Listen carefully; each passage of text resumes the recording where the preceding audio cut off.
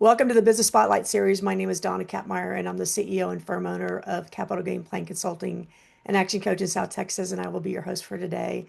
I'm very excited to have our special guest, Whit Runion, on our show. Whit is the president and founder of Fuel Perfect LLC in San Antonio. And today we're going to speak with Whit about his journey to get to where he's at today and the challenges and successes of owning and operating a business.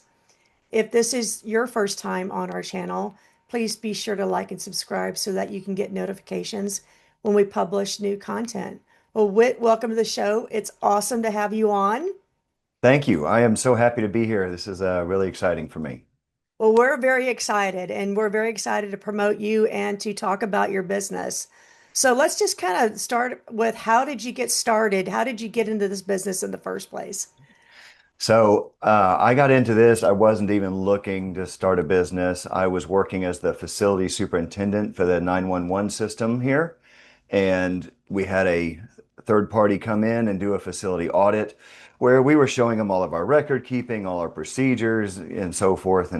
And we walked out in the utility yard and the guy says, "When's the last time you polished your fuel?" And I said, "Well, I don't know what you're talking about." And he says, "Oh yeah, you got to polish your fuel or it goes bad." I said, "Oh, okay." And so I started looking it up, and then I tried to find someone who could do it in our area, and I wasn't finding anybody. There was the closest person was about a 4-hour drive away, and I said, "Well, this is a wide open market from Austin to Corpus," and so kind of started making my plans at that point. So yeah, it's been really exciting. Awesome. Yeah. And when I first looked into your business, I was confused as well. And I'm like, what is this polishing thing? It just is, it's not intuitive. So I'm looking forward to hearing more about what you actually do and how this business works. So tell me a little bit about how this business is structured. So we're an LLC. We are very small right now. We're growing. Demand is growing, so that's exciting. But yeah, we've just got a little what is this, 2,500 square foot shop and office space and a truck and a couple of part-time employees, a couple of commissioned salespeople, and we're out there just beating the bushes trying to make it all work. Very good. Love it. Love it. So you're just getting your feet wet in this. So let's talk about who does your business serve? Who are your customers? What does your customer base look like? Sure. Our major customers are mission critical facilities. So that would be hospitals and data centers, anywhere where it costs a lot of money if the facility goes down. So like manufacturing or cold storage, you think about all these medicines that have to be refrigerated, or they go bad. They have lots of backup power. And frankly, the AI push right now, AI is so power intensive, but every watt that they pull off of the grid, they have to back up with diesel power. So Mm. diesel backup power generation is not going away anytime soon. Interesting, right? So there's more and more demand for fuel, right? There's Yes. more and more demand for your services. So what makes you unique and why would people want to buy from you? Well, other than the fact that I'm think we're the best at it. Um, Awesome. um, no, a lot of it is just the relationships that we have with our customers. We've got customers that we started talking to a couple years ago, but we keep in touch with them, and didn't need us then, but now they need us now. And we're quick to respond. We show up when we say we're going to show up. We'll answer a call, answer an email, and it's mind-blowing to me how low of a bar that is. But we pick up jobs from competitors often that just can't answer a phone call or an email, and the customer gets frustrated and goes elsewhere. And that just seems that was unacceptable, in my opinion, to lose business because you can't answer a phone call. That is so true. And it's, they talk about, finding any kind of little bit of customer service gets people excited. So just something as simple as picking up a phone and answering is a big deal. It It really is. is.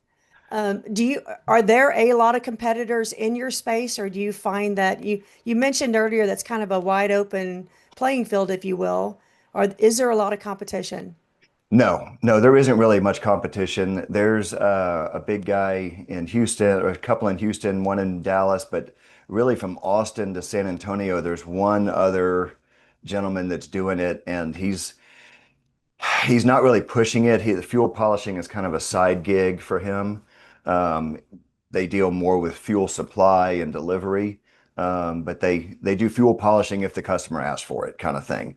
And so, really, there's no one out there doing what we're doing, which is educating these facility managers, these chief engineers, educating them on why they need fuel polishing. If and so that's been a huge push is just educating the people that we're here and here's why you need us. Well, that's fantastic. Well, let's go ahead and educate our audience. What exactly is fuel polishing and what does it all entail? All right, so I'll start with a boring definition. Fuel polishing is the mechanical process of removing foreign particulates and restoring the energy potential of the fuel. So we're going to suck the fuel out of your generator. So just to put, we deal with basically backup power generators that have Okay. thousands of gallons of diesel fuel. We don't mess with fuel that's in 18 wheelers or trucks or things like that. We deal with large quantities at a time.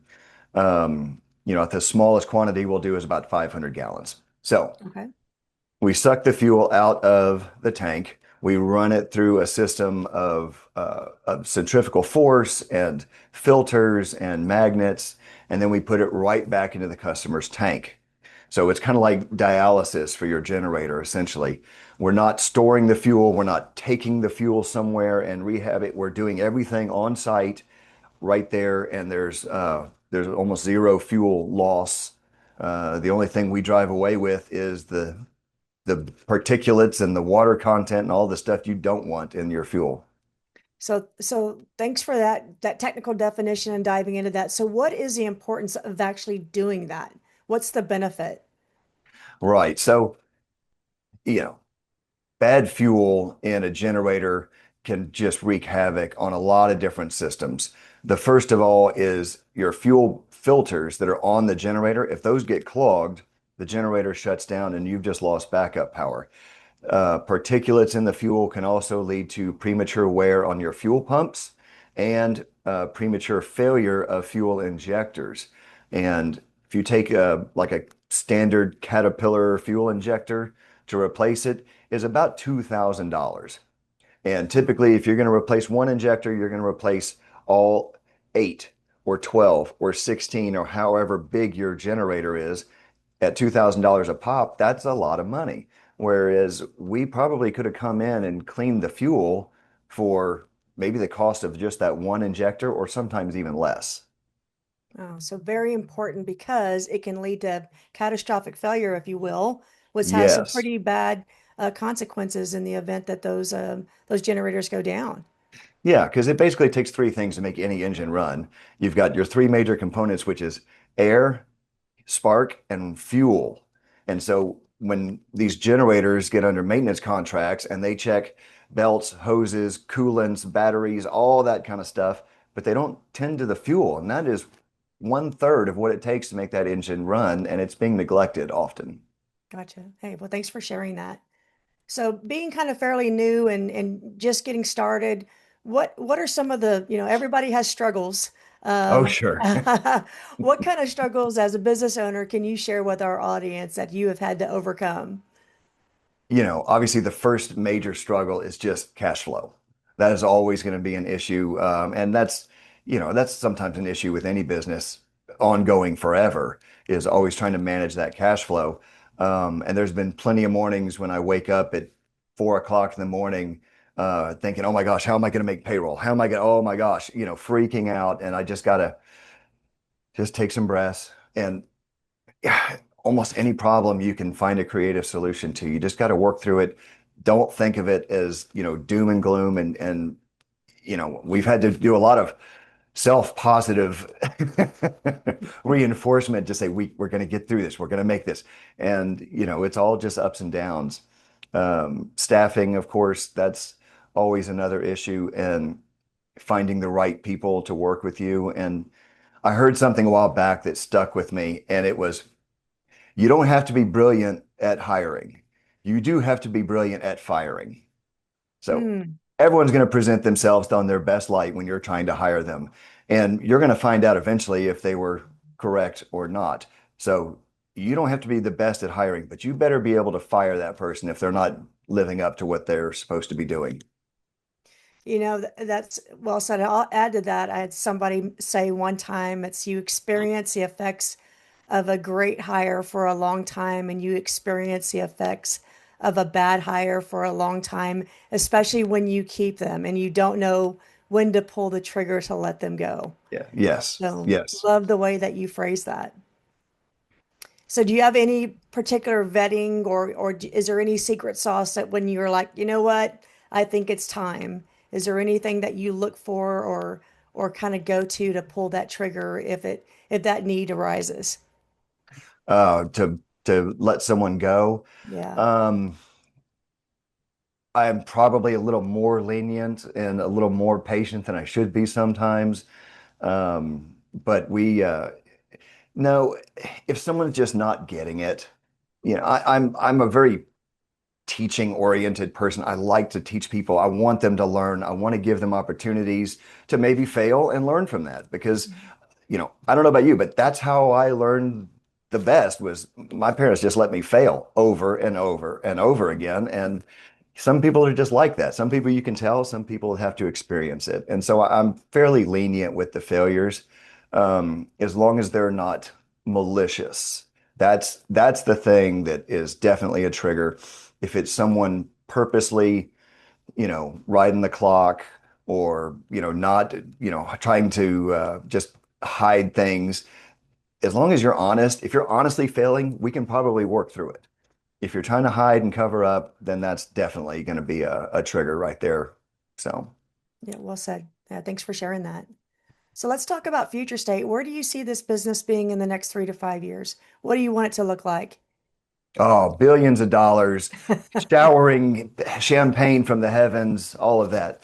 No, I think we're starting a real aggressive growth transition right now. The first 2 years of business were slow. Like I said, it was a lot of education and awareness and getting into people's budgets for, give me a proposal, I'll put it in next year's budget kind of thing. Well, now we're getting into what those next years were, and we're getting very busy really quick. We're actually looking to hire another technician right now, just to keep up with demand, and we're looking to build another truck to keep up with demand. And so I think this thing is going to really grow. And the nice thing is it's a reoccurring.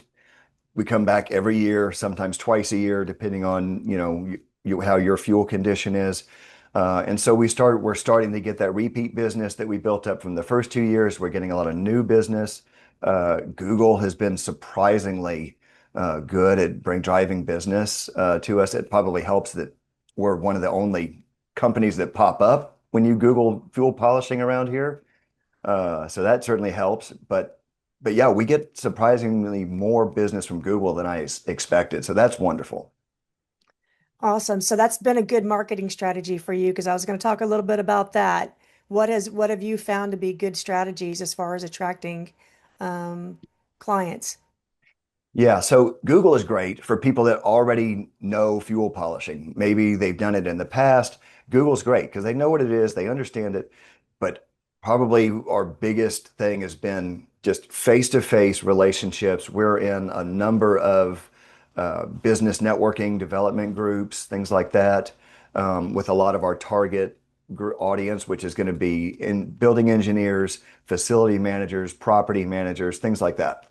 So we're in a lot of those associations, and that's where we build these relationships. And they know what I do, and they may not need me for a year, but when they do need me, we've got that relationship. They know my name. We've sat down, we've had lunch, we've been to event, the golf tournament, we've been to all these things together. So that's been very fruitful. For what we do being so niche and such a targeted market, I struggled to find any kind of print or media that could really target my audience. It was going to be a lot of just throwing it out there to the wild for a bunch of people who may think it's really cool to hear about, but not necessarily have any need for it. So, Yeah, what's going to stick, and is anything going to stick mhm. if you throw it out there? So being hyper conscious and aware of who your target market is and where are they at, and finding them where they're at, whether it is online or whether it is building those relationships and meeting them where they're physically at so they can have a better understanding of the services you provide. Yeah, and they've got to trust you.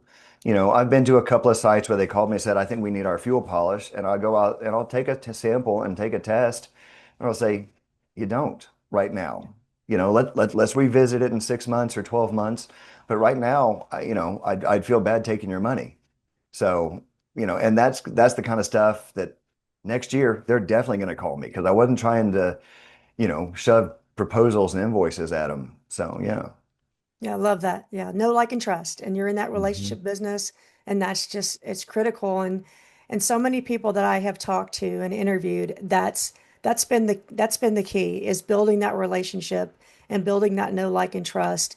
And I like the way you said it may not be right now, but somewhere down the road, we've got the relationship already established. Now it's the right time. Yeah.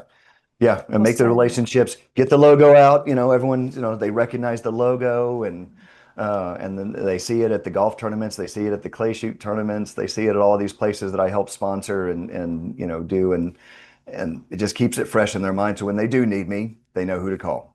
Beautiful. Well said, Whit. So let's talk a little bit about maybe mentors or I like to use the word success.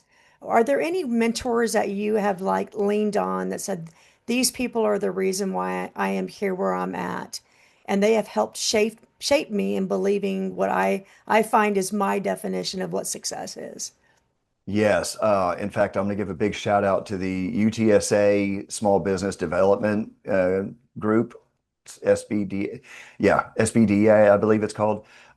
They were amazing at helping me get all of my foundation stuff done, getting my projections done. They were absolutely amazing. They're the Small Business Administration for San Antonio doesn't really have much staff, and so they push everything over to UTSA, and they were phenomenal. And then there's another a group out in Bernie, which is a nearby town, and they do business counseling. They can offer like a board of directors if you need it. That are just kind of and that's wonderful. I don't have to find these people. They volunteer their time to be your board of directors, which is great. And it's a bunch of gentlemen who have done very well in business. They're very successful. They're seasoned. They're smart as can be. And I've got, and I can go in and say, hey, I'm trying to find a solution to this problem. And they say, oh, we took care of that back in 2002. We know how to do that. So find some local resources like that because it is tremendous. And it gives you just kind of that warm, fuzzy safety net feeling where you're like, okay, at least I know I've got someone smarter than me if I need them that I can go talk to. And I love the fact that you have sought them out, is making that Hmm. effort to go find them and utilize those resources because there are resources out there that can help you. And so, Yeah. yeah, shout out, good shout out. Go Yeah. Runners. That was, one of the things my grandmother always said, you don't have to be the smartest guy in the room, but you better figure out who that person is. You betcha. Yeah, no doubt. No doubt.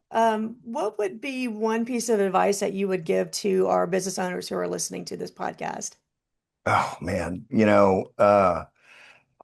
I struggle with it myself, but sometimes growth can be scary because you're taking on more debt and you're getting this, is it the chicken or the egg first kind of thing?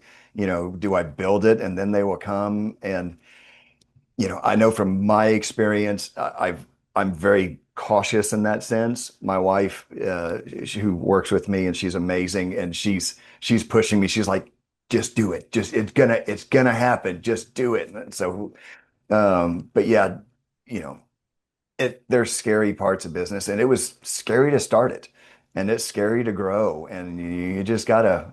You made it this far. You figured out solutions to the problems. Keep going.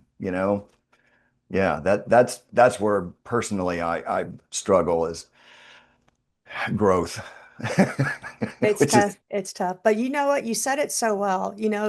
You got to where you're at. You're here. You've Hmm. arrived. Sometimes I say you put that fear right on your shoulder, have it ride shotgun with you, and just take it along for the ride. Yeah.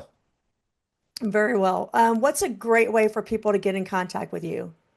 Ooh, so best way is on my website, www.fuelperfect.com. We've got our email listed. We've got phone numbers listed. If you want to email me direct, you can do that. I'll throw my email. Should I throw my email out there? Absolutely, do it. Okay. Whit, it's WHIT, at fuelperfect.com. And just shoot me a message and let me know if you're got my info from this podcast. I'd love to hear from you. Fantastic. Well, Whit, thank you for sharing your story. This has been fantastic and very educational. This is a Business Spotlight series with Donna Kapmeyer from Capital Game Plan Consulting and Action Coach, along with Whit Runion from Fuel Perfect. Please be sure to like and subscribe so you can continue to see our great content. Whit, thank you so much for being with us today. Thank you for having me. This was wonderful, and I wish you all the best. Appreciate you. Bye for now. All right.